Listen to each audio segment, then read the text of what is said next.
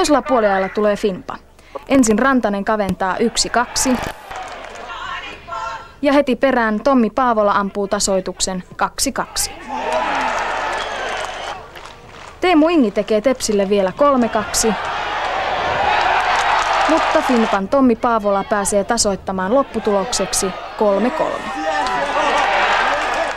Ja kierroksen voittajia olivat siis Helsingin jalkapalloklubi, Lahden 69 ja Myllykosken Pallo.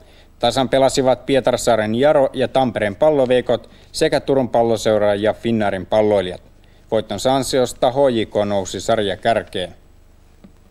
Ykkösdivisioonassa pelattiin seuraavasti Kemin Palloseura Kultsu Joutsenosta 3-1, Rauman Palloiirot TP Seinäjoki 3-2, Vaasan Palloseura Helsingin Ponnistus 2-1. Urheiluruutu jälleen huomenna kello 20.50.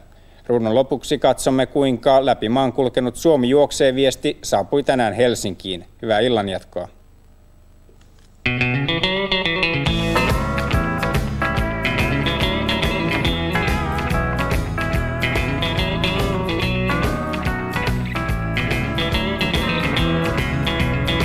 She said I'll be at my mama's.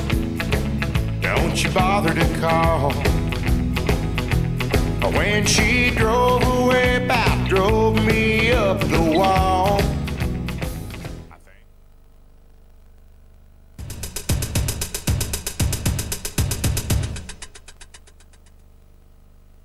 Veikkauksen 65 on monien mahdollisuuksien online-peli. Ota voitot kiinni 65 helpolla pikapelillä, porukalla tai rakenna omat systeemisi kupongille. 65 jaetaan tilit lauantaisin. Turvallinen auto voi olla myös suorituskykyinen.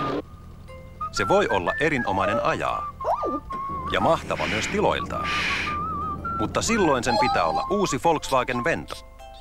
Vento on turvallinen, erinomaisesti ajettava auto koko perheelle.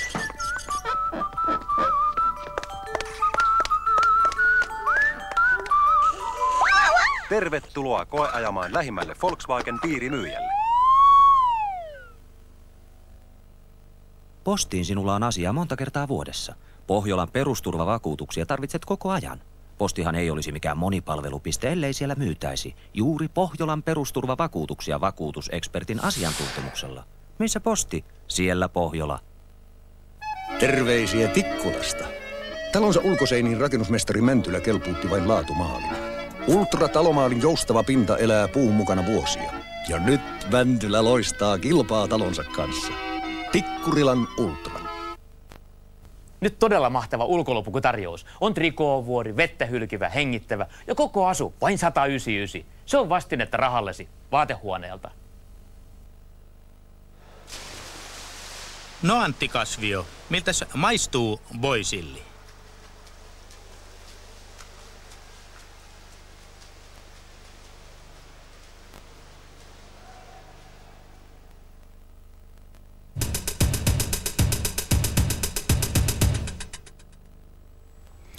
Tänään jatkuu Dennis Potterin TV-sarja Laulava salapoliisi. Sarjan päähenkilö, jännityskirjailija Philip Marlowe, makaa sairaalassa vaikean ihotautinsa vuoksi.